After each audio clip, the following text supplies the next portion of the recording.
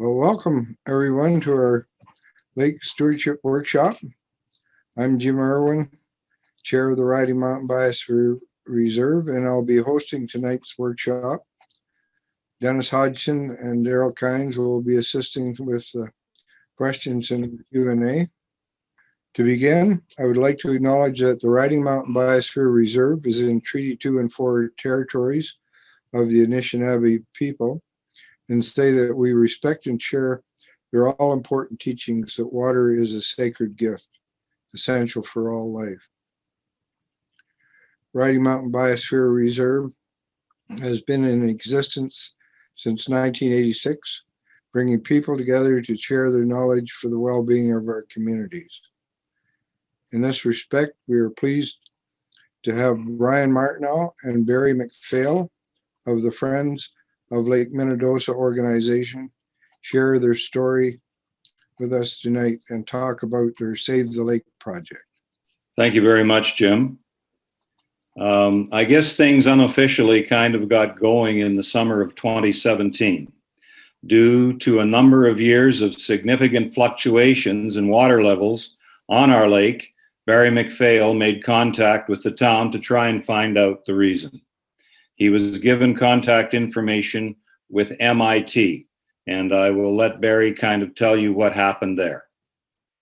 Good evening, group. It's been kind of interesting these past several weeks listening to the previous presenters and listening to the different lakes around Manitoba.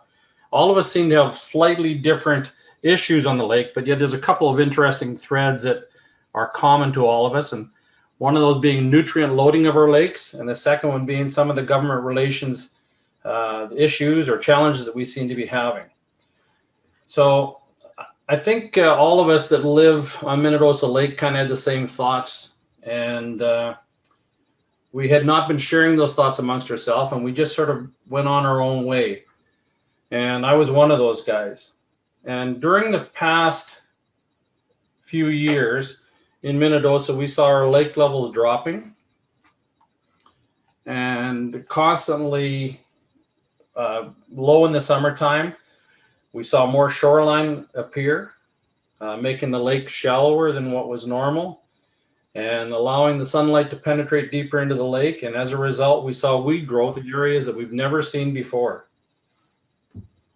And although many people contributed that shallow lakes to dry spells, and of course that's true, we had dry spells, one of the things that I couldn't get past was the spillway control structure that we have at Minnedosa was simply and is still not working properly. It's leaking so badly, there's no way to maintain the lake level at the normal full level of 1,681 feet above sea level. At that point, I thought I could just sit back and watch the lake deteriorate and become complicit, or I could start asking a few questions, and that's where I started. So firstly, I called the town administrator and asked him about the level fluctuation. And not surprising, he had no idea that the lake was fluctuating. And like many of the officials who are supposed to be in charge of our lake, they do not live on the lake, they do not boat on the lake, they don't fish on the lake, nor do they use the lake. So it's kind of out of sight, out of mind. But to his credit, he did track down the lake history, the level of history, the lake level which the province of Manitoba keeps on Minnedosa. And he sent that lake levels to me along with some MIT contacts from the province. He explained that although the town maintains the spillway logs and the structure actually belong to the province, and it was their responsibility. And it's also an interesting point on that. If you can see my mouse there on the screen, that is the dam road along Minnedosa Lake. And in 2016, the government spent at least $1 million plus on upgrading the riprap or the stones or the rocks along the dam road to beef it up a little bit. They also went to the control structure, which is our spillway right here in the center of the screen. And they upgraded the concrete in there to make it stronger. And the only thing that was left was a small piece of the puzzle was simply to change those stop logs in that spillway. And that should be an easy thing to do, right? Well, think again. So after discussing this with MIT, they agreed and said that they had plans to replace all the stop logs in the fall of 2017. So I went away and watched and waited for the logs to be replaced. The fall of 2017 comes along, and without any notice to the stakeholders, the stop logs are pulled, and that was during the midweek, catching many boat owners off guard, and their boats all got stranded along the shoreline or on boat lifts. Many had to use bobcats and front end loaders to get their boats onto or push them out through sand and gravel to get them loaded again. However, we were hopeful that something was going to be done with the repair in the spillway. But as 2017 came to a close, no work was done at all. Summer of 18, again, I contact the town and Dan Lachuk, who's the provincial MIT rep, and asked why no work was done. Dan is reluctant to talk to me, but he says they are working with the town and the logs will be changed in the fall. This year, the town decides to publish a public notice saying the lake will be lowered to accommodate spill work. Looks like something's finally happening. Wrong. The fall of 2018 comes and goes, and once again, no work is done on the spillway. Now we're in the summer of 2019. Another dry year, spillway is leaking worse than ever, and again we contact the town and MIT. This year, MIT will not talk to me. They want to talk to town officials only. And the town tried to convince us that the damaged logs had all been changed. And of course, we call BS on that because the spillway is leaking just as bad as it ever has been. 2019 turns into winter. Still no work was done in 2019. June of 2020, Minnedosa receives a 1 in 1,000 year storm with a torrential rainfall, which floods the lake to a near breaking point. MIT officials are concerned the spillway could burst and quickly placed staff at the spillway 24/7 for about 10 days to watch for potential breaches.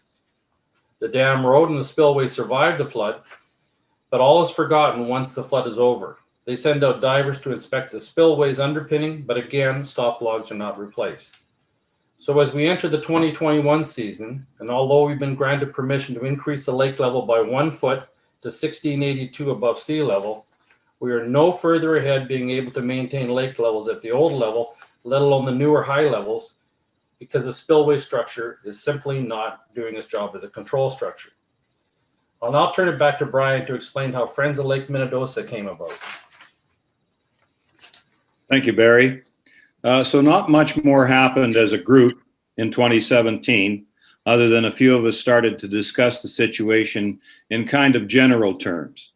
In 2018, discussions increased and we started to talk in more detail about the overall deterioration of our lake over the past decade.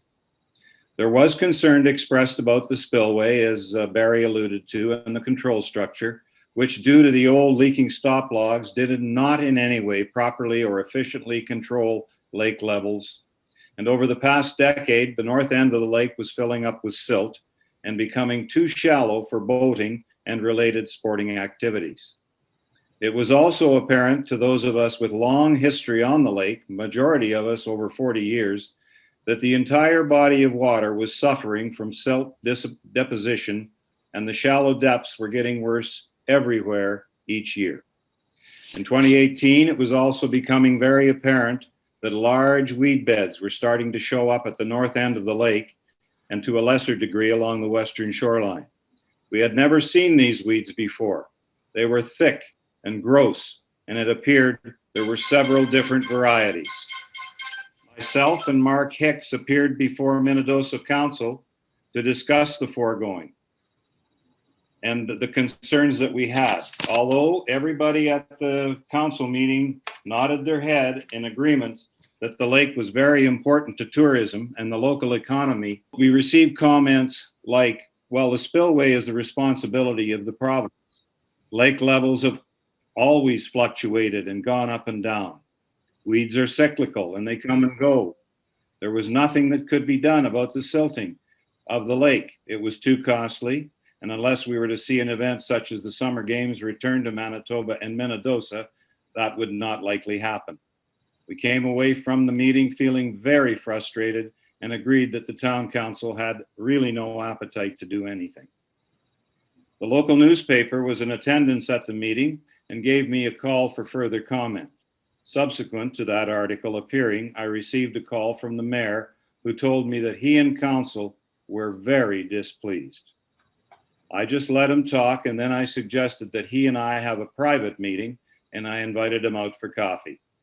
We had a much more cordial discussion, and I advised him that several people were concerned about the condition of Lake Minnedosa, and that we were having a meeting with a number of individuals who had indicated that they were prepared to join a volunteer group and attempt to identify and put forward solutions to try and solve the problems that we had discussed at the council meeting. I stated to him that our resolve was firm and that we were not going away or giving up, and that I was hopeful that we could work together with all levels of government to try and save Lake Minnedosa. For some strange reason, the local government took the view that we were just a group of out-of-town folks that were going to try and push council around, gain publicity, and stroke our egos. I was adamant that that was not the case. We parted on a much more cordial manner, and I know that he had a better understanding of our position. Friends of Lake Minnedosa was born. We recruited 10 volunteers. We identified 3 main priorities. Short-term to medium-term were weed proliferation, spillway control structure, long-term, address silt deposition on the lake. Due to a lack of response from the town, we contacted MLA Greg Nesbitt and invited him on a lake tour. We requested the use of space at the town office building and invited a representative from council to attend that meeting. They allowed us to use the office space. However, the town refused to send any representation to this meeting or join us for a tour of the lake. Nesbitt was very surprised by this, but we discussed the lake issues and then took him out on the tour of the lake. He saw the weed beds, the spillway with more water flowing between the stop logs and was going over the top of them. And as we boated around the lake on the depth finder, he was easily able to see how shallow Minnedosa Lake had become. MLA Nesbitt agreed with our concerns for the lake, but advised us that if anything were to move forward with the province, that the local government would have to be involved. He stated that he would send a note to MIT and Sustainable Development with regard to the issues and concerns. He received and shared with us the standard non-committal reply, basically a bunch of gobbledygook from both departments that really committed to absolutely nothing. I think it is important to note that on several occasions during the summer of 2018, we offered to take the mayor and councillors out on a boat tour to view things for themselves and look at the foregoing issues. But at that time, we had no takers. In 2018, FOLM made a decision that to get things moving forward, we needed to find out if more than our small group of volunteers was interested in saving our lake. An invitation was sent out in mid-October to local officials, members of the public, and the local business community. Between 45 and 50 people attended, along with then Mayor Orr, Councillor Frank Taylor from the town, Barry Cook and Bill Hopkins, councillors RM of Minto O'Donnell, Beth Medley, Minnedosa Chamber of Commerce, Colleen Cuvier, Little Saskatchewan Watershed Manager, and Frank Frey, President of the Little Saskatchewan River Conservation District. Also, Jim Irwin came from Riding Mountain Biosphere Reserve, and Daryl Kynes, Friends of Sandy Lake. After much discussion and presentations around the table, it became apparent that there was support for the Friends of Lake Minnedosa. And subsequent to that meeting, the decision was made by our committee that we would proceed in trying to find and implementing possible solutions to the problems on our lake. When we first established FOLM, we quickly identified those 3 key areas of concern. Firstly, we thought that the leaky spillway stop logs would be our #1 priority. They do not allow the lake levels to remain at a consistent full level. Secondly, silting at the north end of the lake was filling the lake and resulting in shallow waters, which we had now lost about 25% of the lake to boat traffic due to the shallow, weedy water. Thirdly, we identified the excessive and explosive weed growth that was taking place. In mid to late July 2018, it quickly became apparent the weed beds that had come to our attention in 2017 at the north end of the lake had virtually doubled in size and now covered 75% of the west shoreline, almost down to the dam. It quickly became our decision that weeds were our number one priority. So what do we do now? We decided that we needed to officially form a group of concerned stakeholders. We had to give ourselves a name that represented our mission, recruit more volunteers, set out a strategy going forward. Although we have identified aquatic weeds as our number one priority, we would not forget about the silting or the stop logs. And now, after listening to previous presentations from others in the Healthy Prairie Lakes Network, we probably needed to add AIS, zebra mussel control, to our to-do list.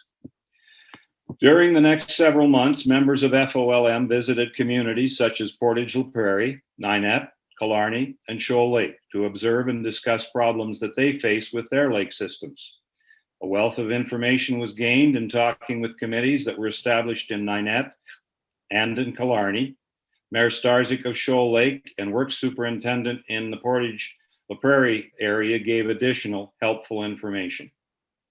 FOLM contacted Dr. Terrence McGonigal of Brandon University Department of Biology, and on a community outreach basis, he agreed to meet with our group to tour the lake, take samples of the weeds that were now spreading throughout to determine what problems we might be facing.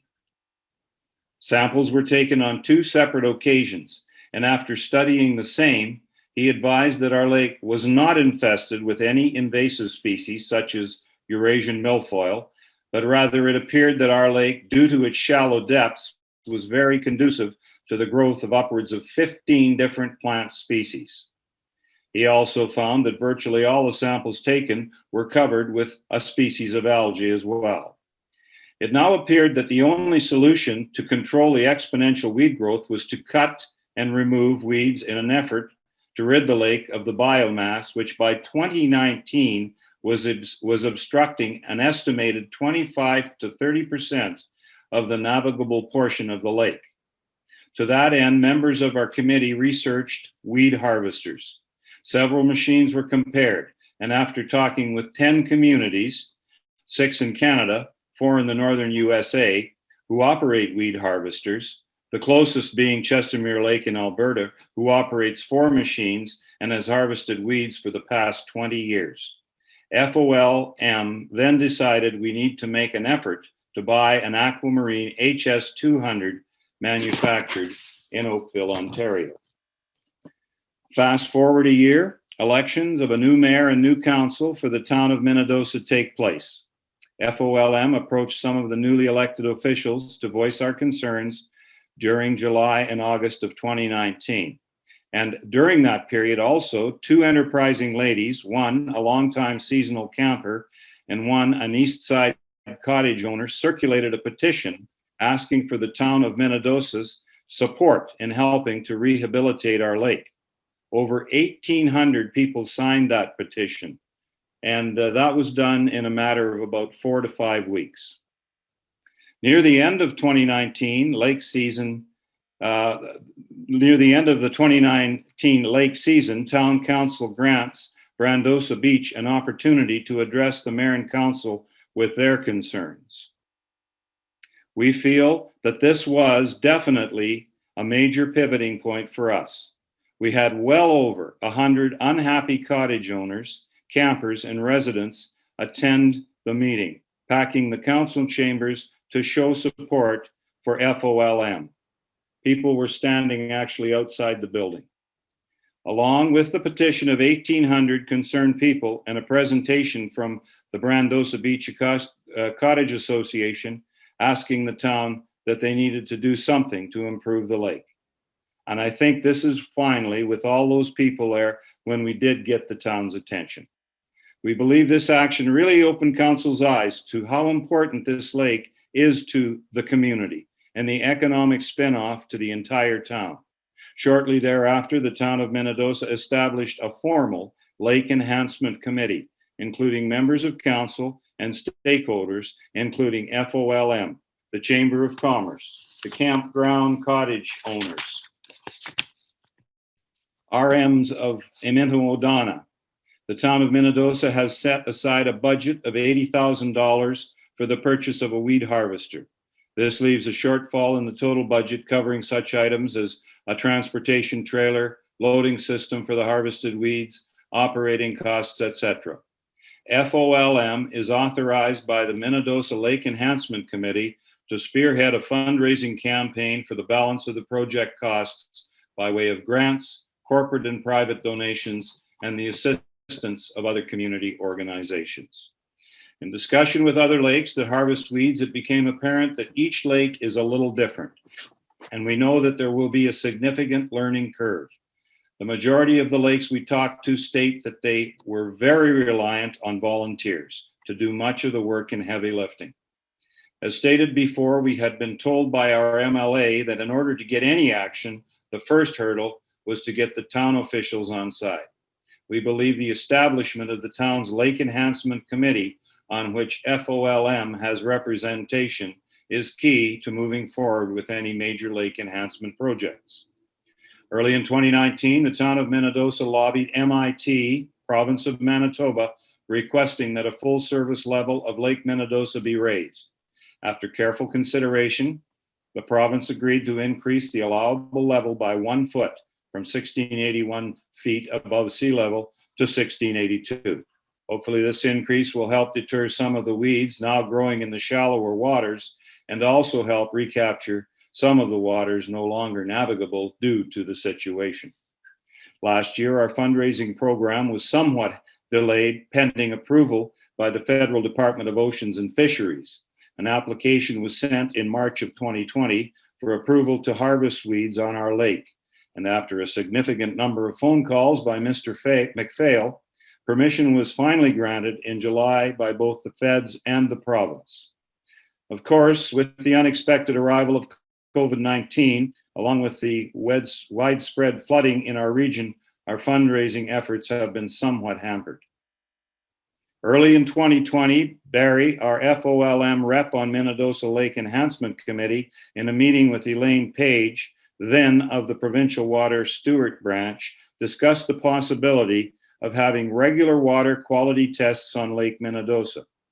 We volunteered to take the water samples and submitted them for June, July, and August.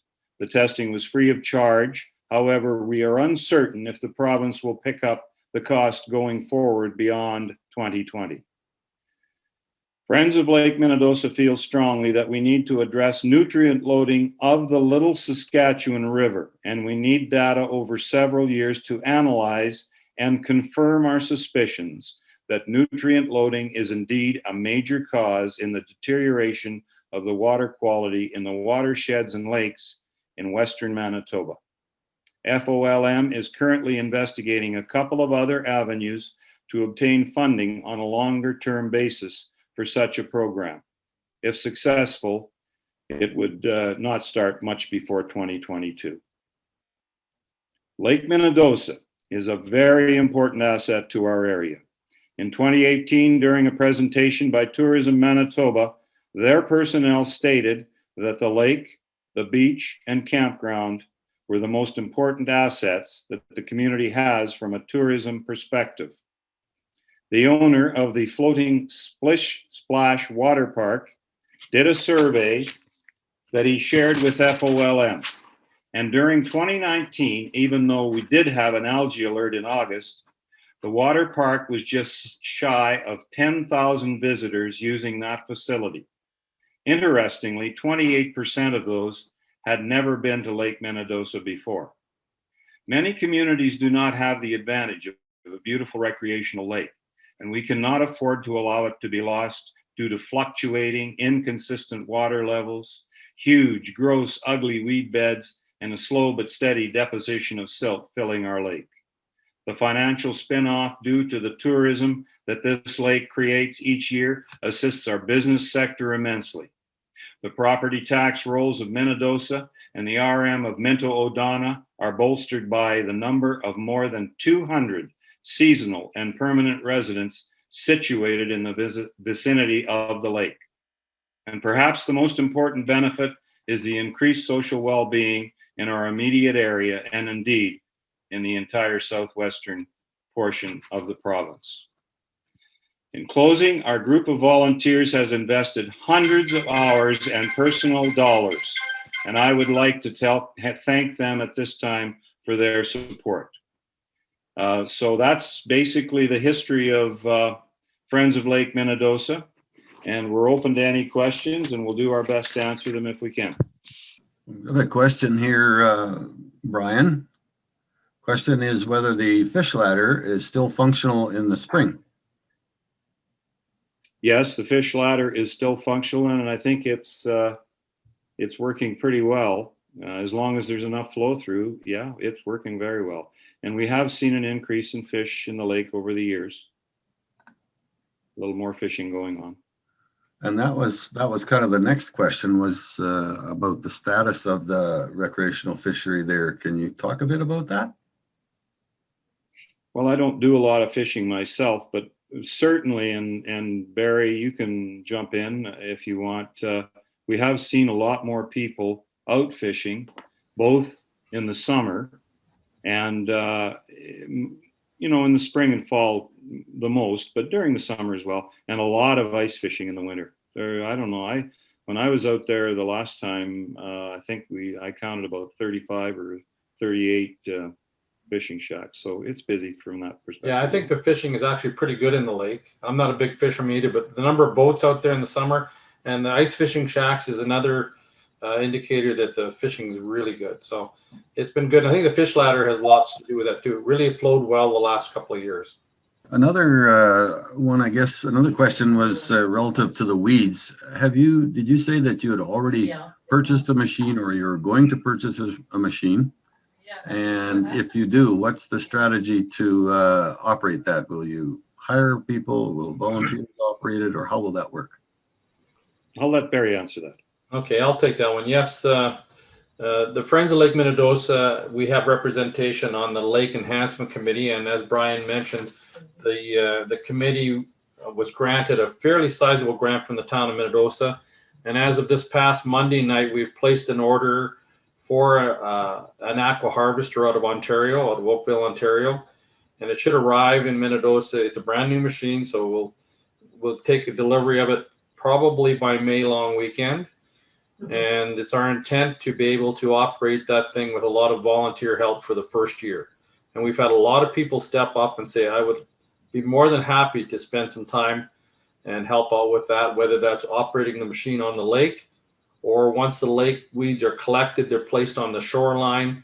Then we need people on the shoreline to pick up those weeds with bobcats. And we have a farmer at the end of the lake who is more than happy to have the weeds placed on his property and have them compost on his property because he thinks there's going to be some good nutrients that will help his farmland. So it's a learning curve for us this year. We've got lots to learn, but we think this machine's going to do us real big benefits going forward. Has the issue of managing the water level relative to the stop logs and adjustments there being resolved to the extent that local government can manipulate that? We're at this point pretty disappointed that it's been about 4 years that we've been promised that they would improve that spillway structure and get new stop logs in there. And 4 years later, we still don't have that repaired. That's part of it's on the town's radar screen now to get new stop logs or a new system to be able to control that lake level.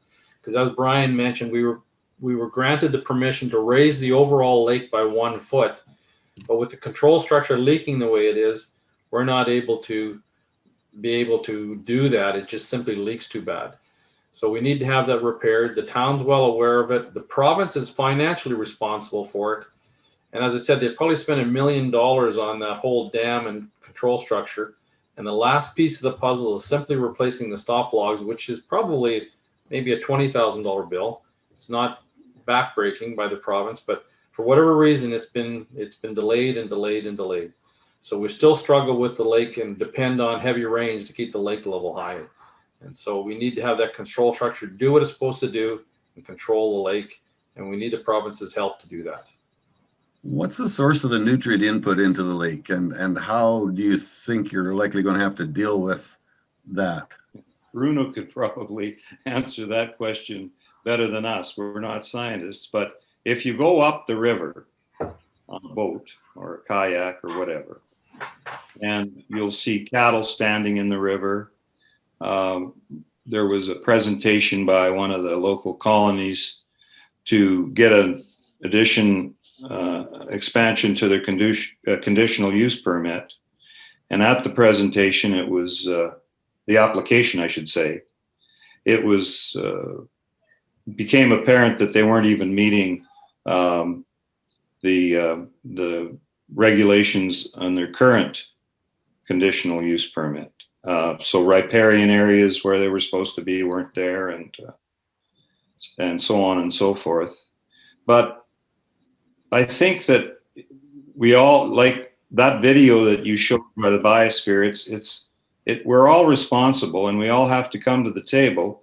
And it's not a short-term fix, but we have to have some sort of accountability from the government. They do these things and allow them to happen, but then there's never any regulation follow-up or accountability. So things just happen and they carry on for years. And if we're going to allow stuff to continually come into our river systems, I don't think you have to be a rocket scientist to figure out that you're going to continue to see nutrient loading. I know that around the lake, and I know at Minnedosa Beach, as an example, our association put in a policy about, I'd say it's about 8 years ago now, maybe a little longer. You cannot sell your property to anyone else without an inspection of your septic tank to make sure that there's no gray water and it is indeed holding. So it has to be inspected by a professional. So that's one of the things we did. And I think we all have to come to the table and try and improve what we're allowing to go into the rivers. The matter of local community organizational support, local government support, who has been the organization or the organizations that have proven to be the greatest help to your group? I would say that probably the support, the public at large, because it became so obvious that the lake was in deep trouble to everyone. I mean, the weeds are getting so thick that you can't get your boat off your lift. You can't use your beach without a whole bunch of people going out and pulling a bunch of weeds out so that the kids can swim. And the people at the campground, you've got a lot of seasonal campers there that have spent many years there, and they were really upset about the condition of the lake. And then I think finally, when the biggest takeaway that I think I've learned, and Barry, I think you kind of alluded to it, if you do not use the lake at all, if you're not involved in the lake at all, it's just there. You don't know from one year to the next the condition of it, the issues with it, how good it's, how busy it is, or how much it is, how important it is to the community. It's just a lake and you don't have anything to do with it. But for people that use the lake, it's a big deal. And unfortunately, it took a while to get the message across, even though the councillors all agreed how important it was. I don't think one of them, maybe one of them, but not many of them had ever been on that lake in many, many years. Well, just to add to that, Brian, other groups that have stepped up financially, we've had a number of businesses and foundations step up and give us money financially. The town of Minnedosa was very generous with an $80,000 grant to us right off the hop. But the Friends of Lake Minnedosa are more conducive to get funds from the community. The people in the community are more apt to donate to the Friends of Lake Minnedosa than they are to give it to the town of Minnedosa. So I think the fact that we've got an organized group of people that are dedicated and we're volunteers, people are prepared to step up and donate money to our group, which ultimately goes to the same cause. it's just an easier sell to be able to give it to the Friends of Lake Minnedosa. So at this stage, we've raised a collective of about $135,000, which we need to get us off the ground for this project.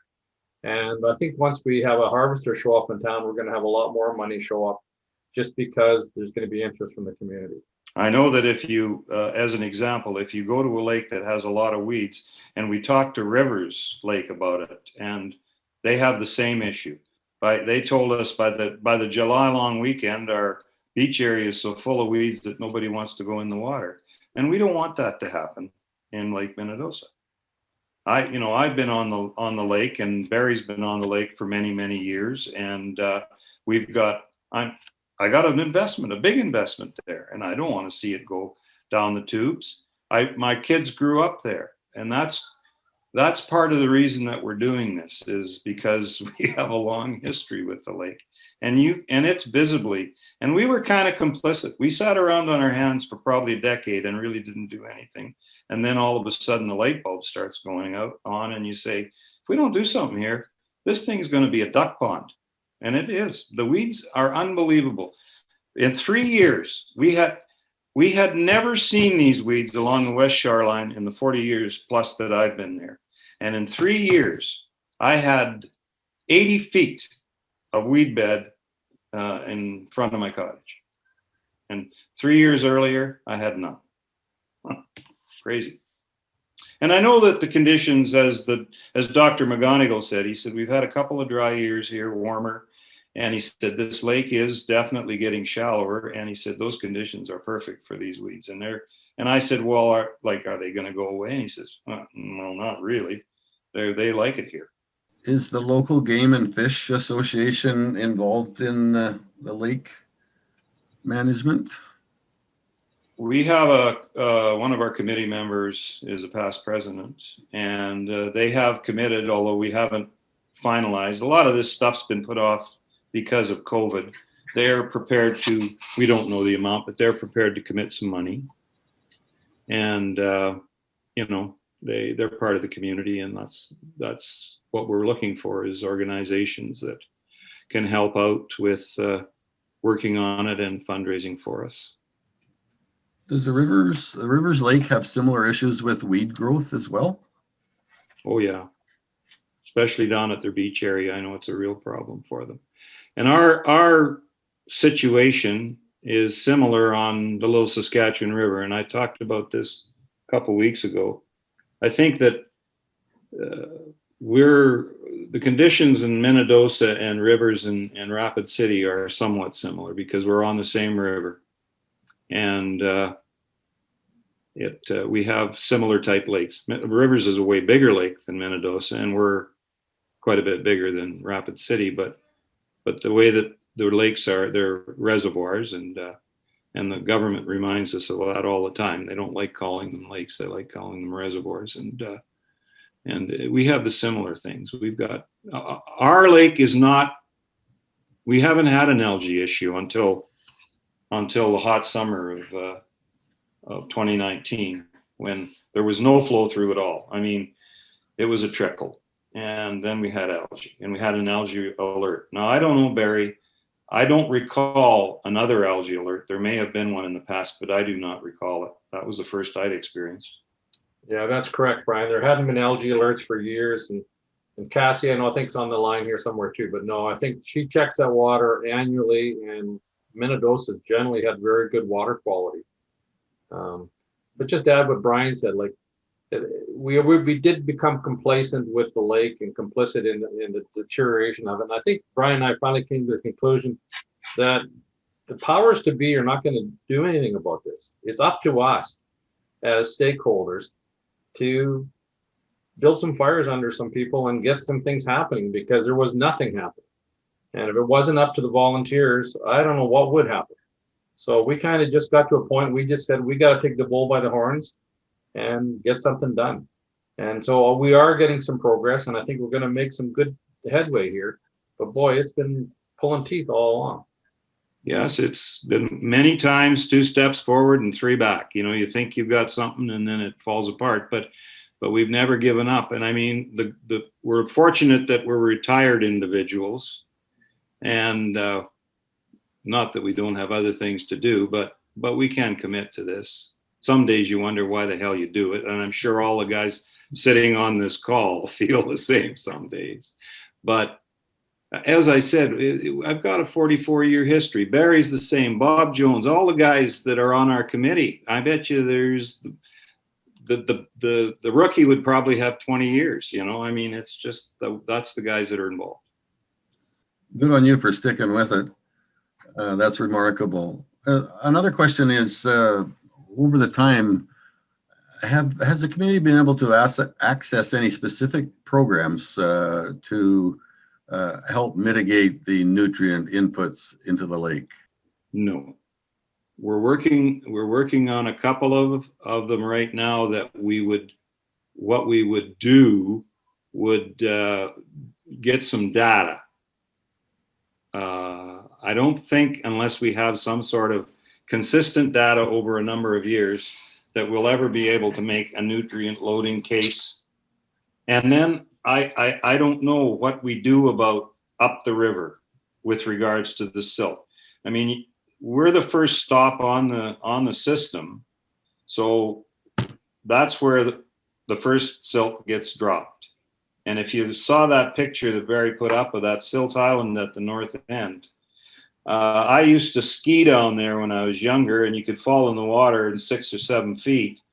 Well, you can't go anywhere near that end of the lake right now, skiing or doing anything else. So I don't know. I'm not a scientist, but we need to find somebody that can come up with a plan on somehow stopping some of that silt from coming through and dropping at the mouth of the river. Yeah, that's correct, Brian, because what happened back in 1998 and 1999, the Canada Summer Games and the Pan Am Games were held in Minnedosa for rowing and kayaking. And the federal government and the provincial government and the town of Minnedosa all contributed to the dredging of the north end of the lake. And at that point, it was $1 million project to dredge the lake to back to about 6 feet deep in that end of the lake. But since that point, it's filled up again. And Brian's absolutely right. When it's one thing to dredge the lake, but it's a whole nother issue is how do you stop it from repeating itself? Because here we are, 30 years later, and we have the same issue again. We need to dredge that lake and get the lake back, and we need to have a solution on how to stop that for the future generations. That'll be and it's worse than it was 30 years ago. Yes, I think it is. I think it is. Oh, there's no question. It's worse than it was 30 years ago. So that's a big one. But until we can, with what we've got right now as the Friends of Lake Minnedosa, we are concerned about the silting. But first and foremost, we got to get this dam spillway so that it actually works as a spillway. And yes, there's a certain amount of water has to go through that system. We understand that completely. And we get told that every time you talk to any government. But, well, you can't just... No, we're not trying to shut that flow off completely, but we're told there has to be so many cubic feet per second go over the spillway and go downstream to feed rivers in Rapid City. And we can't shut it off completely. So it was never our intent to turn it off completely, and we won't turn it off completely. But we want the water to go over the spillway rather than through it. And that way keep the lake level higher. This is a question from Randy Abbott, actually, Barry. And he says, I find it interesting that Otter Lake doesn't have the same issue. It's shallow and the water is muddy colored compared to rivers, Minnedosa and Ditch Lake. Do you know, have you ever heard anyone comment on whether this is due to Otter's watercolor? Like what's happening in Minnedosa and Ditch?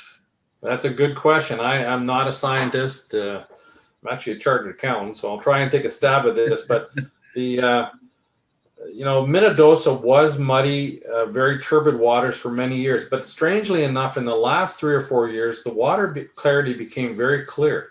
And I can't explain that either. Almost like the flow of water is slower, so the lake got really clear.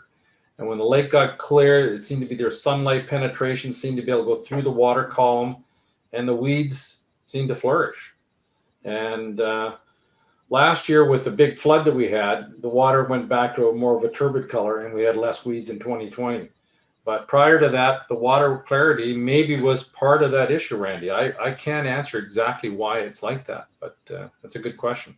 We were talking about the value of the lake to the community, Barry, and the assessment that some other people were even making of that. Has the community ever attempted to put a number on that or to evaluate that, do an analysis that would give them some closer estimate of the harder numbers, what they might be?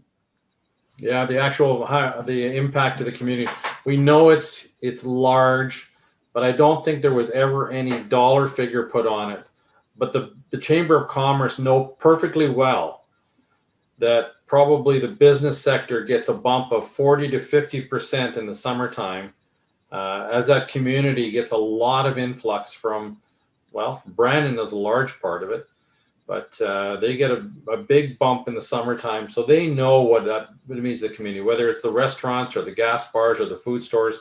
Definitely, they know there's a huge bump in their sales, and they've told us that.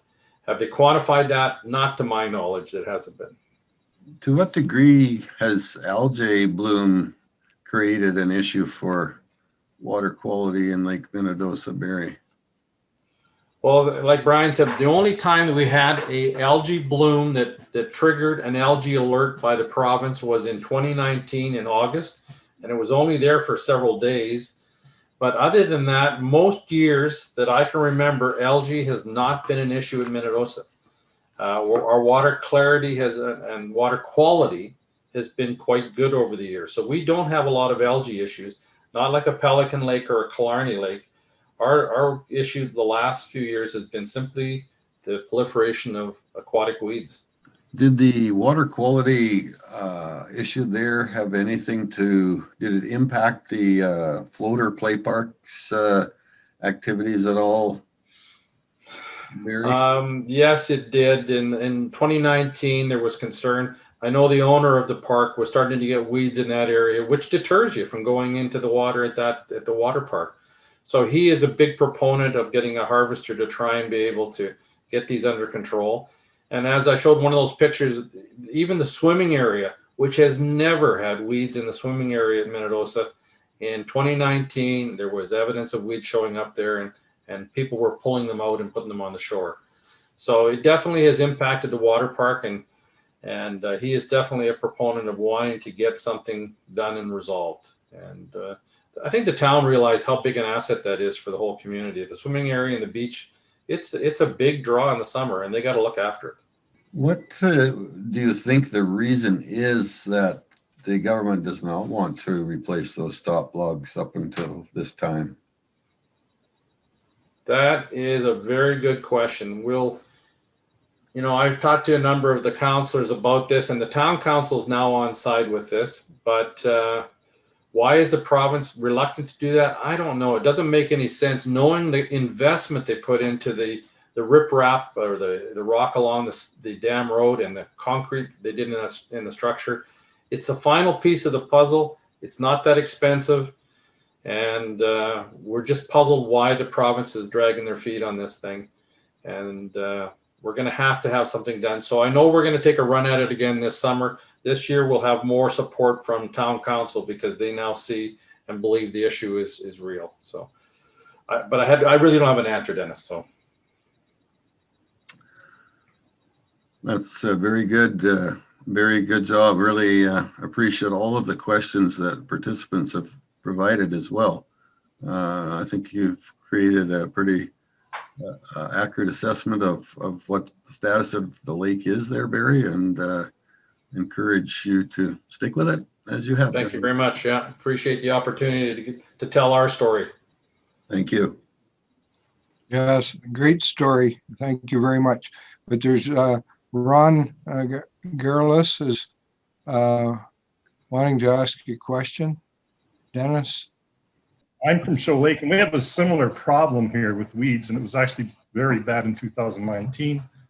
And it was a bit better last year because we were able to hold back a little more water.